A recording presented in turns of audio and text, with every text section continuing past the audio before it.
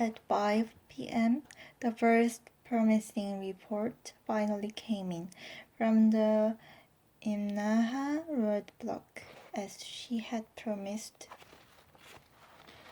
Agent Wikoski immediately sought out Mac and filled him in on the details. The couples had encountered a green military-looking truck matching the description of the vehicle everyone was searching for. They had been exploring some old Nez Perce sites of National Forest 4260 in one of the more remote areas of the National Reserve, and on their way out they had come face to face with the vehicle just south of the junction where NF 4260 and NF 250 split, because that section of the road was basically one lane. They had to back up to a safe place to allow the truck to pass. They noted that the pickup had a number of gas cans in the back, plus a fair amount of camping gear. The odd part was that the man had bent over toward his passenger side, as if looking for something on the floor, pulled his head down low, and wore a big coat in the heat of the day, almost as if he was afraid of them.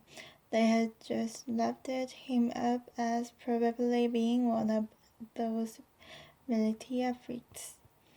The instant the report was announced to the group, tensions in the station increased. Tommy came over to let Mac know that unfortunately everything he had learned so far fit the little lady killer's MO, to head for remote areas out of which he could eventually hike. It was obvious that he knew where he was going, as the locale where he had been spotted was well off the beaten path. Unlucky for him that someone else had been so far out there as well. With evening quickly approaching, an intense discussion began regarding the efficacy of immediate pursuit or holding off until daybreak. It seemed that all who spoke, regardless of their point of view, were deeply affected by the situation. Something in the hearts of most human beings simply cannot avoid pain inflicted on the innocent, especially children. Even broke men serving in the worst correctional facilities will often first take out their own rage on those who have caused suffering to children. Even in such a world of relative morality, causing harm to children is still considered absolutely wrong. Period. Standing near the back of the room, Mac listened impatiently to what seemed like time-wasting bickering. He was almost ready to kidnap Tommy if he had to and go after the guy himself. It felt as if every second counted, although it certainly felt longer to Mac.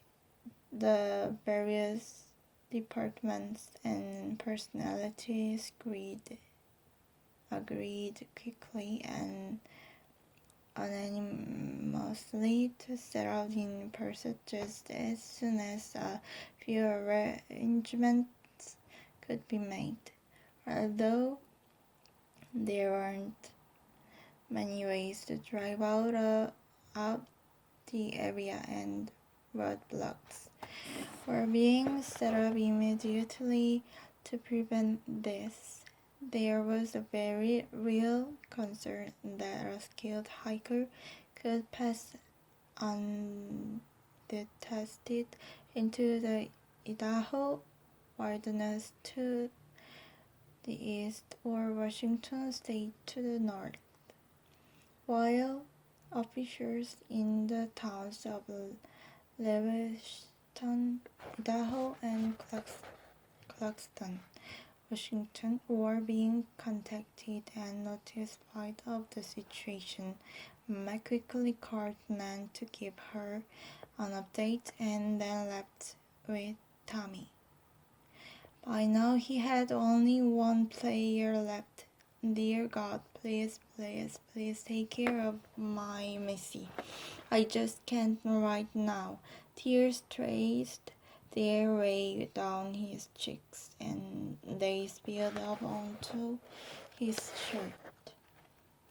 By 7:30 p.m., the convoy of patrol cars, FBI SUVs, pickups carrying dogs in kennels, and some ranger vehicles headed up the Imnaha Highway. Instead of turning east onto the Wallowa Mountain Road, which would have taken them directly into the National Reserve, they stayed on the Imnaha and headed north. Eventually, they took the lower Imnaha Road and finally Dog Bar Road into the reserve.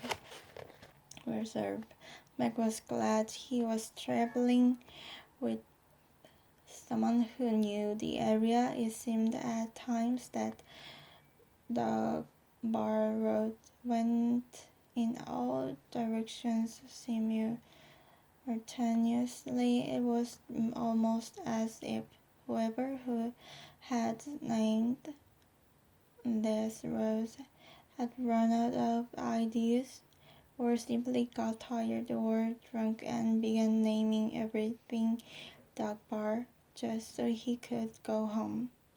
The road, with frequent narrow switchbacks edging steep drop-offs, became even more treacherous in the pitch dark of night. Progress slowed to a crawl. Finally, they passed the point where the green pickup had last been seen, and a mile later they came to the junction where NF 4260 went rather north-northeast and NF 250 headed southeast. There, as planned, the caravans split into two, with our small group heading north up the 4260 with Special Agent Wikoski, while the rest, including Mac, Emil, and Tommy, went southeast on the 250.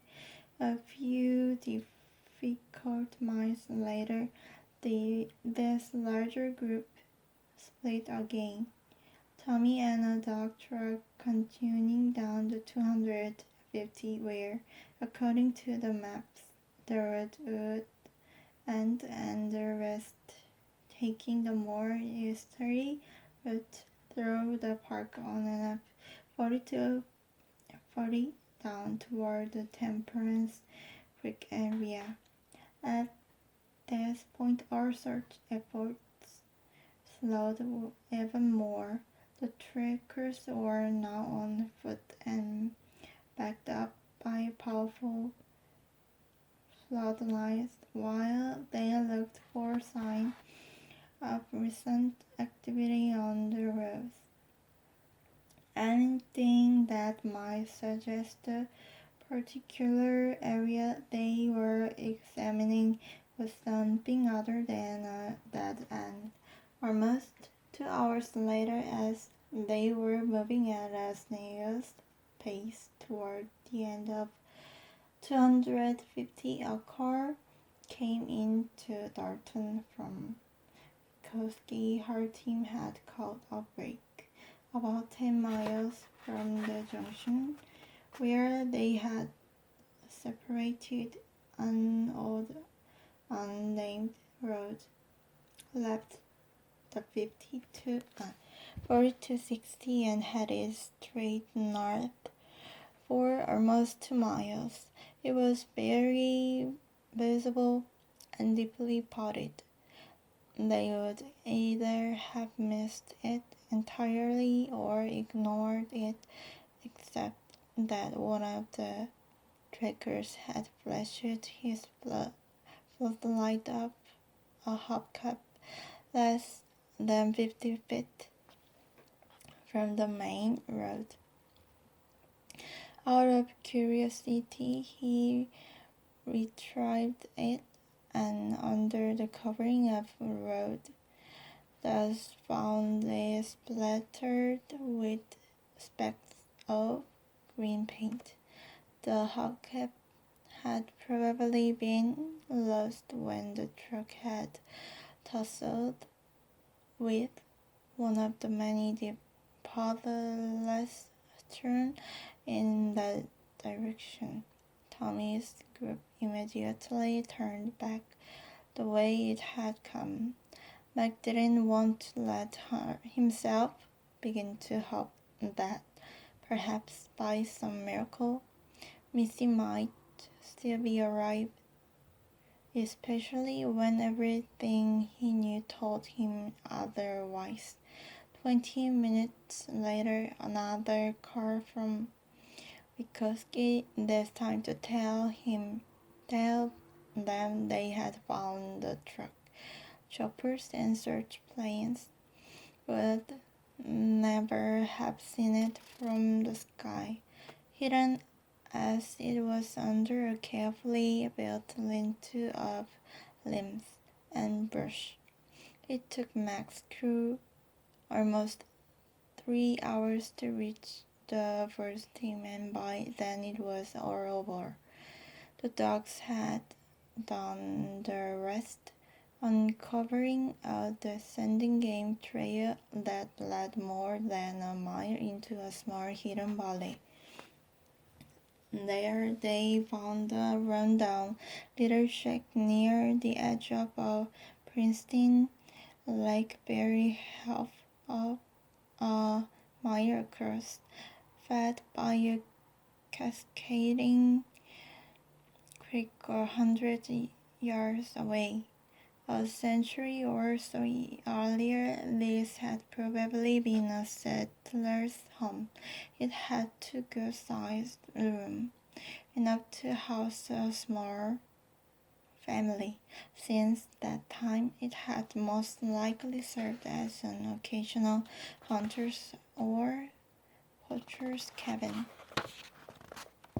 By the time Mac and his friends arrived, the sky was beginning to show the grace of pre-dawn. A base camp had been set up well away from the battle, a little cabin in order to preserve the crime scene. The moment Wikoski's group had found the place, dog trackers had been sent out in different directions to try to locate the scent. Occasionally, the baying indicated that they had found something, only to have it disappear again. Now they were all returning to regroup and plan the day's strategy. Special Agent Samantha Wikoski was sitting at a card table doing some map work and drinking a large dripping bottle of water when Mac walked up. She offered him a grim smile, which he didn't return, and an extra bottle, which he accepted. Her eyes were sad and tender, but her words were our business. Hey, Meg, she hesitated. Why don't you pull up a chair? Meg didn't want to sit down. He needed to do something to stop his stomach from churning. Sensing trouble, he stood and waited for her to continue. Meg, we found something, but it's not good news. He fumbled for the right words.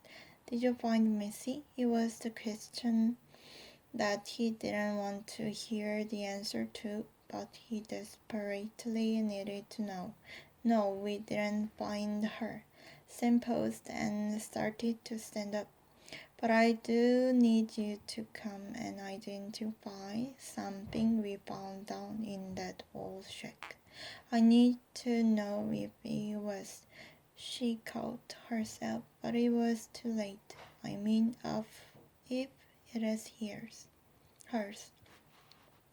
His gaze went to the ground. He again felt a million years old, almost wishing he could somehow turn himself into a big, unfeeling rock. Oh, Mac, I'm so sorry. Sam apologized, standing up. Look, we can do this later if you like. I just thought. He couldn't look at her and even found it difficult to come up with words he could speak without falling apart. He could feel the dam about to burst again. Let's do it now, he mumbled softly. I want to know everything there is to know. Vygotsky must have signaled the others because although Mac didn't hear anything, he suddenly felt Emmett and Tommy each take one of his arms as they turned and followed the special agent down the short path to the shack. 3 grown men, arms rocked in some special grace of solidarity, walking together, each one toward his own worst nightmare. A member of the forensic team opened the door of the shack up to let them in. Generator-powered lightning illuminated every part of the main room. Shelving lined the walls surrounding an old table, a few chairs, and an old sofa that someone had hauled in with no little effort. Mac immediately saw what he had come to identify, and turning, crumpled into the arms of his 2 friends and began to weep uncontrollably. In the floor by the fireplace lay Mrs. torn and blood-soaked red dress.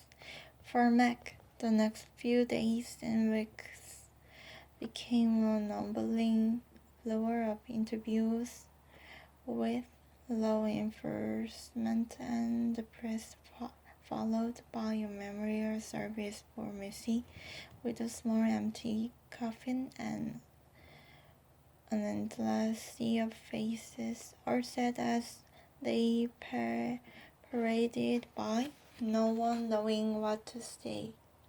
Sometime during the weeks that followed, Mac began the slow and painful trek back into everyday life. The little lady killer, it seemed, was credited with taking his 5th victim, Melissa Ann Phillips, as was true in the other 4 cases. Authorities didn't recover Missy's body, even though search teams had scoured the forest around the shack 4 days after its discovery. As in every other instance, the killer had left no bigger fingerprints and no DNA. He'd left no useful evidence anywhere, only the pin. It was as if the man were a ghost. At some point in the process, Mac attempted to emerge from his own pain and grief, at least with his family. They had lost a sister and daughter, but it would be wrong for them to lose a father and husband as well, although no one involved was left unmarked by the tragedy. Kate seemed to have been affected the most, disappearing into a shell, like a turtle protecting its soft underbelly from anything potentially dangerous. It seemed that he would poke her head out only when she felt fully safe, which was becoming less and less often. Meg and Nan both worried increasingly about her, but couldn't seem to find the right words to penetrate the fortress she was building around her heart. Attempts at conversation would turn into one-way monologues with sounds bouncing off her stone visage. It was as if something had died inside her and now was slowly infecting her from the inside, spilling out occasionally in bitter words or emotionless silence. Josh fared much better, due in part to the long distance relationship he had kept up with Amber. Email and the telephone gave him an outlet for his pain, and she had given him the time and space to grieve. He was also preparing to graduate from high school with all the distractions that his senior year provided. The great sadness had descended, and in differing degrees clocked everyone whose life had touched Mrs. McGann weathered the storm of loss together with reasonable success, and in some ways they were closer for it. Nan had made it clear from the start and repeatedly that she did not blame Meg in any way for what happened. Understandably, it took Meg much longer to let himself off the hook, even a little bit. It is so easy to get sucked into the if-only game, and playing it is so short and slippery slide into despair. If only he had decided not to take the kids on that trip. If only he had said no when they asked to use the canal. If only he had left the day before. If only, if only, if only. And then to have it all end with nothing. The fact that he was unable to bury Mrs. body magnified his failure as her daddy. That she was still out there somewhere all alone in the forest haunted him every day. Now, 3.5 years later, Michi was officially presumed to have been murdered. Life would never be normal again. Not that any time it is really ever normal. It would be so empty without his Missy. The tragedy had also increased the rift in Mac's own relationship with God, but he ignored this growing sense of separation. Instead, he tried to embrace a stoic, unfailing faith, and even though Mac found some comfort and peace in that, it didn't stop the nightmares where his feet were stuck in the mud, and his soundless screams could not save his precious Missy. The bad dreams were becoming less frequent, and laughter and moments of joy were slowly returning, but he felt guilty about this. So when Mac received a note from Papa telling him to meet him back and the check, it was no small event. Dad got even write notes, and why the check, the icon of his deepest pain?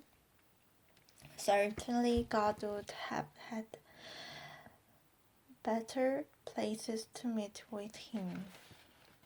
A dark thought even crossed his mind that the killer could be taunting him or luring him away to leave the rest of his family unprotected. Maybe it was all just a cruel hoax, but then why was he signed Papa? Try as he might, Mac could not escape the desperate possibility that the note just might be from God after all, even if the thought of God's passing notes did not fit well with his theological training.